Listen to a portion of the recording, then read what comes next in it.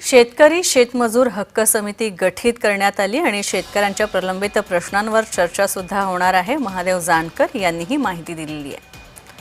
तर आपण पाहतोय शेतकऱ्यांचे अनेक प्रश्न आहेत। मग शेतकरी कर्जमाफी संदर्भात तसंच नुकसान भरपाई संदर्भातले अनेक प्रश्न आहेत, शेतकरी योजनांसंदर्भातले अनेक प्रश्न आहेत। मात्र या संदर्भात समिती गठीत झाली आहे असं महादेव जानकरांनी म्हटलं।